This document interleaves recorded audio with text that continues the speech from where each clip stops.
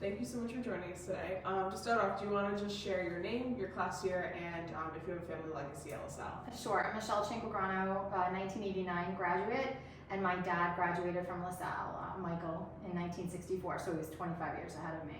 Oh, awesome. What does it mean to you to come from a legacy family at LaSalle? It's funny because I wanted to go to LaSalle from the time I was a little kid, and one of my neighbors who ended up coming to LaSalle with me, Stephen Ucci, he said to me, "You can't go to LaSalle, it's an all-boys school." And I said, "Oh, I'm still gonna go." And then it ended up going co-ed, so I guess I kind of had a little bit of a prediction when I was younger that so it was always something I wanted to do and attend. And I mean, you were in one of the first graduating co-ed classes. What was that experience like of kind of being one of those first classes? It was amazing. I mean, I feel like we were pioneers, if you will. Not many of the schools had gone co-ed yet, so we were one of the first ones. So it was interesting to be in a school where there were some that had been there when it was all boys, had been to an all-girls school, kind of integrated, and then some of us were coming in fresh. So I had only ever known a co-ed school, but I just thought it was such a welcoming environment.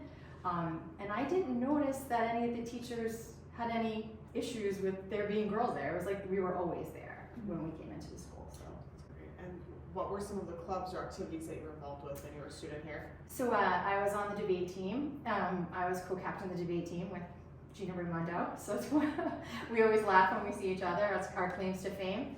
Mock trial. I liked to do all of the things that were more academic. I wasn't on any sports clubs, but I was on the academic clubs. So and I really enjoyed it. Kind of gave me a nice basis for doing all kinds of different things.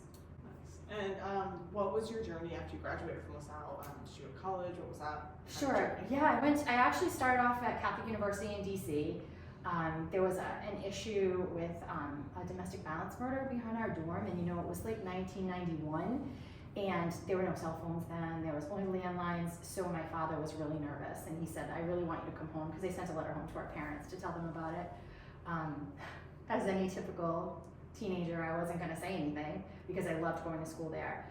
And I ended up coming to PC and graduating from PC, which was still a wonderful experience. It just wasn't the same experience as being away from home, but it was still great and a great education. And then from there, I actually started working for what was then the phone company, and I've been there for 31 years. Doing all different kinds of jobs. Started off as a technician, and although I didn't study technical things in college, I thought I was going to be an attorney, so I was a political science major. It turned out to be an awesome kind of environment and journey in my life. So nice. And kind of want to talk a little bit about what you're doing now Sure. in your current career. So my current career, I'm actually in public policy. So I'm the lobbyist for Verizon here in Rhode Island, New Hampshire, and I do it in New York as well.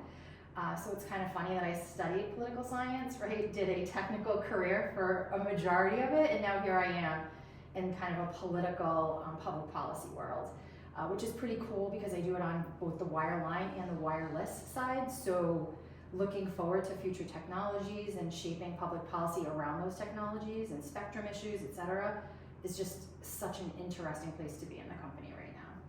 And I mean, a big part of LaSalle is this aspect of service. Do you find that you're serving people within your current position? I am, and actually I've been afforded like great opportunities to do a lot of volunteering, to be on boards. So it's been amazing. I'm actually a mentor at the San Miguel School in Providence, which is a LaSallian school. And when I came into this part of my job about 15 years ago is when I started becoming a mentor. And I just saw so many similarities to San Miguel, that was LaSalle driven, especially with Brother Charles being one of the founders. It was just an amazing experience, and I actually just got voted onto the board there. So I'll be doing that as well. But I love the service aspect that I get to do as part of my position as well. That's great. And kind of looking at both your personal life, career, professionally and personally, I guess you could say, do you have any milestones that you attribute in part to your time here at LaSalle? Yeah, so I mean, obviously LaSalle gave me a really strong work ethic as well as a moral compass. So I happen to still be working at the company in a technical position when 9/11 happened in New York. So I was deployed to work in the Emergency Operations Center there, and then had to go back for 5 months We were helping to get up Wall Street and all the financial district, all the lines, so that the world could kind of get back to normal. We got the initial stuff done, but it was a lot of extra work. It was an emotional experience, but one that even all these years later still sticks with me, and probably one that I'm most proud of. That's great. Thank you for your service Oh, and everything that you did at that time. And I mean, thinking about this anniversary of 40 years of Women at LaSalle, you were one of the first classes. Do you have any advice for current students, both female and just the whole student body in general? Yeah, I mean, I don't think that there's anything you can't do.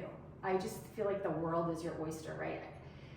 LaSalle gives you such an amazing foundation to be able to do anything that you want, and I don't care if that's in service or if it's a career as a doctor, a lawyer. You could be an electrician. I mean, there's just so many things that LaSalle prepares you for. They give you such a foundation that I feel like you can do whatever you want to do, and that doesn't always have to be the traditional career path, right, that we always think it is.